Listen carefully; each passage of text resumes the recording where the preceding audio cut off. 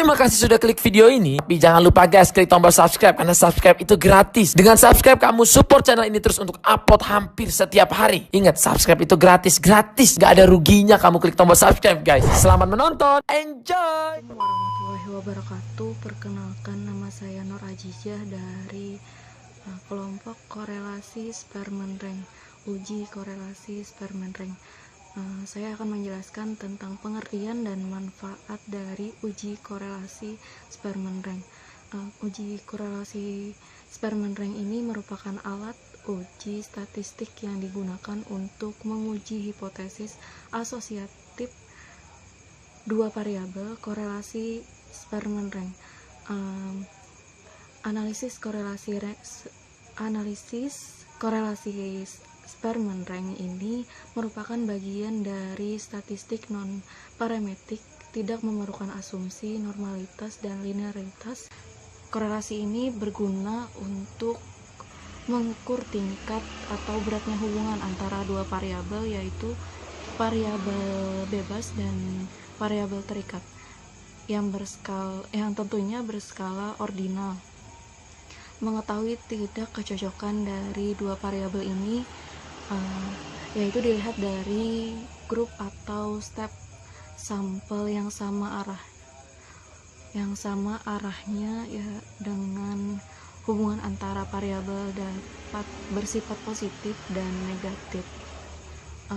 Manfaat dari korelasi Spermen ini yaitu untuk mengukur kekuatan hubungan antara dua variabel yang kadang lebih dari dua variabel dengan skala-skala tertentu tentunya. Misalnya person data harus berskala interval atau rasio.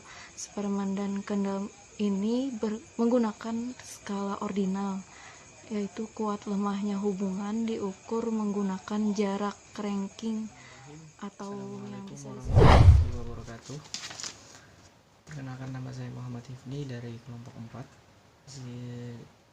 Di sini saya akan melanjutkan penjelasan dari sebelumnya tentang pengertian manfaat dan uji korelasi. Dan saya akan melanjutkan di sini akan menjelaskan tentang syarat juga prosedur uji korelasi Reng-Sperman. Di dalam uji Reng-Sperman, skala data untuk kedua variabel yang akan dikorelasikan berasal dari skala yang sama, atau dalam hal ini adalah skala data ordinal dikorelasikan dengan skala data ordinal. Adapun skala data ordinal yang berjumlah n lebih dari 5 dan atau n kurang dari 30, itu baru bisa dipakai untuk uji korelasi Reng-Sperman. Dan berdasarkan prosedur uji Reng-Sperman ini ada 4. Yang pertama adalah menjumlahkan skor item-item di tiap variabel untuk mendapatkan skor total variabel.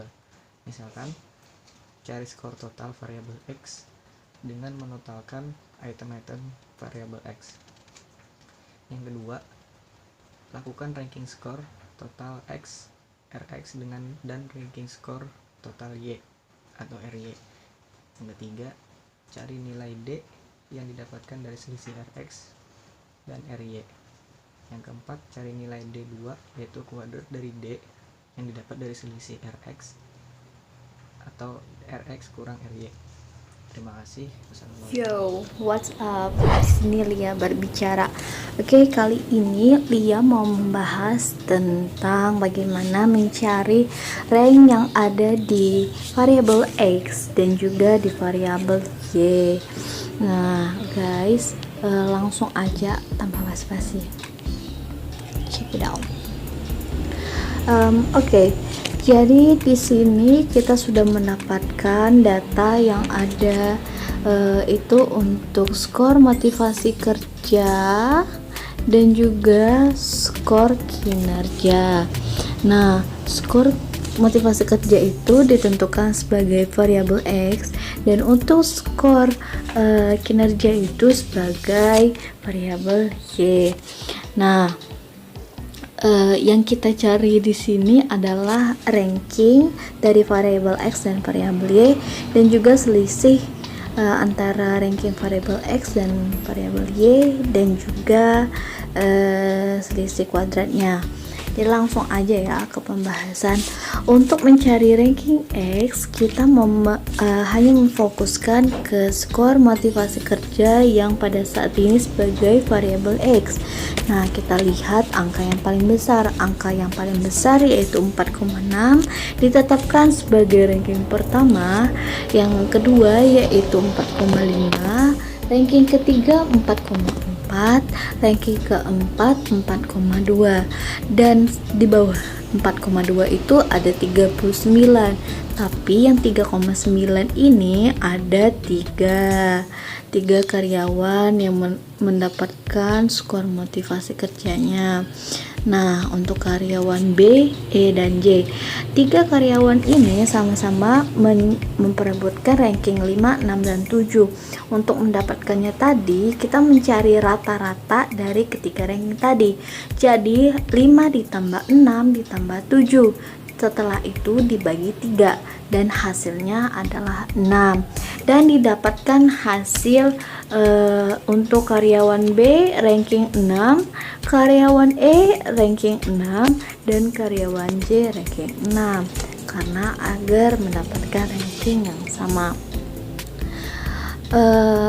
Selanjutnya kita akan membahas tentang ranking J. Ranking J tadi kita hanya fokus juga ke skor kinerja yang pada saat ini sebagai variabel Y-nya. Nah, variabel skor kinerja yang pertama yang tertinggi yaitu 82 sebagai ranking 1, yang kedua itu 81 sebagai ranking 2, terus yang ketiga itu ada 80. Tapi kasusnya sama lagi, nilai 80 tidak hanya 1 tapi ada 2 untuk karyawan E sama karyawan H. Jadi untuk memperebutkan ranking ketiga dan ranking keempat, ditambah 3 dan 4 tadi ditambah jadi hasilnya 7. Setelah itu dibagi dengan 2. Kenapa dibagi dengan 2? Karena ada 2 ranking yang diperebutkan. Jadi 7 bagi 2 3,5. Jadi karyawan E dan juga karyawan H mendapatkan ranking 3,5 nih. Sesuai aja. Dan untuk penjelasan selanjutnya, ranking selanjutnya sama saja. Nah, perlu diketahui bahwa setelah kita menemukan ranking 3 dan 4 tadi dan rata-ratanya menjadi 3,5, kita tidak perlu lagi mencari ranking 4 karena tadi sudah dicari, dan langsung mencari ranking 5-nya yaitu 78 nih. Selanjutnya juga kayak gitu, guys. Nah, untuk penjelasan selanjutnya kita mencari selisih. Jadi selisih ini jadi selisih ini kita sebut dengan D. D itu kita mencari selisih dari ranking X dikurang dengan ranking Y. Nah, jadi 1 dikurang 1 sama dengan 0. 6 dikurang 5 sama dengan 1. 4 dikurang 3 4 dikurang 7 dikurang min 3. 10 dikurang 9,5 0,5, dan seterusnya juga seperti itu. Lanjut ke pembahasan selanjutnya, yaitu mencari D kuadrat ya. D kuadrat ini sama dengan D dikali D. Maaf ya tulisannya jelek. D kali D. Jadi untuk yang pertama 0 dikali 0 sama dengan 0. Terus 1 dikali 1 sama dengan 1. Min 3 dikali min 3 sama dengan 9. Kalau nggak percaya cari di kalkulator. Oke, ini pelajaran waktu SMA. 0,5 dikali 0,5 sama dengan 0,25. Oke, gitu guys. Itu aja pembahasan dari aku. Dia minta maaf apabila ada salah kata dan ada kekurangan sebelumnya. Jika kurang jelas bisa kalian tanyakan, dan penjelasan selanjutnya akan saya serahkan ke Namira. Hai semua, jadi aku mau lanjutin penjelasan dari Ismailia. Nah, kalau Ismailia membahas tentang tabel dan cara-cara mendapatkan awalnya, jadi aku mau jelasin tentang cara perhitungan untuk mendapatkan hasil dari korelasi Spearman rank ini. Jadi, stay tune aja. Oke teman-teman, jadi di sini saya akan menjelaskan tentang bagaimana cara menghitung untuk mendapatkan skor atau mendapatkan hasil dari koefisien rank Spearman. Jadi di sini sudah ada tabel yang telah dihitung oleh teman saya sebelumnya. Jadi di sini kita cuman memakai nilai n dan memakai nilai d kuadrat. Kenapa d kuadrat? Karena dari d ini telah kita kuadratkan menjadi d kuadrat. Jadi hasilnya setelah ditambahkan dari semua ini mendapatkan hasil 22. N sama dengan 10. Kenapa 10? Karena subjek yang akan kita teliti ada 10 orang. Ada A, B, C, D, E, F, G, H, I, J. Jadi ada 10 orang. Jadi N-nya kita tulis 10. Rumus rank Spearman. RS ini adalah rumus rank Spearman. 1 dikurang 6 jarak D kuadrat N pangkat 2 kurang 1. Jadi ini adalah rumus dari rank Spearman untuk mendapatkan hasil. Lanjut. Nah, jadi kita masukkan rumus yang telah saya jelaskan tadi, yang telah saya sebutkan tadi. Terus RS atau rank Spearman tadi kita masukkan nilainya. 6 itu dapat dari rumus 22 kita dapat dari D kuadrat. 10 kita dapat dari N. 10 kuadrat kita dapatkan dari N kuadrat kurang 1. Jadi 6 dikalikan 22 mendapatkan hasil 132. 10 kuadrat 10 dikali 10 sama dengan 100 dikurang 1. Setelahnya 132 tetap kita letakkan di sini 132. 100 dikurang 1 sama dengan 99. 10 tetap kita turunkan 10. Selanjutnya 132 10 dikali 99 hasilnya adalah 990.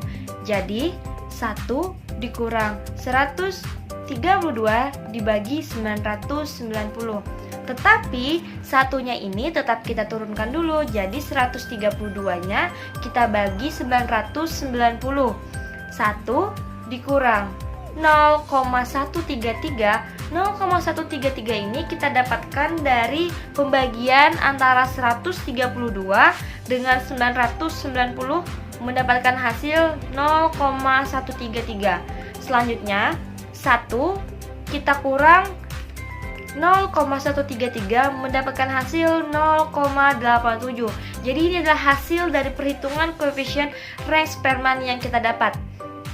Berdasarkan hasil hitungan di samping, didapatkan bahwa nilai dari rank Spearman, koefisien korelasi rank Spearman ini adalah 0,867. Yang artinya, hubungan antara variabel skor motivasi kerja dengan skor kinerja memiliki korelasi yang kuat. Kenapa disebut korelasi yang kuat? Mari kita lihat. Nah, nilai koefisien korelasi. Nilai koefisien korelasi antara min 1 lebih kecil dari R lebih kecil dari 1. Semakin mendekati plus 1, maka korelasi itu disebut dengan angka positif. Semakin mendekati minus 1, artinya korelasi itu negatif. Semakin mendekati 0, artinya tidak ada korelasi. Jadi, yang kita dapat tadi adalah 0,867. Artinya, 0,867 tadi terdapat di sini. Dari 0,7 lebih kecil dari R lebih kecil dari 0,9. Jadi 0,87 tadi ada di tengah-tengah sini. Jadi keterangannya adalah hubungan antara keduanya tadi memiliki hubungan yang kuat. Jadi itu cara mudah menghitung manual dan cara kita mendapatkan hasil dari korelasi Rey-Sperman.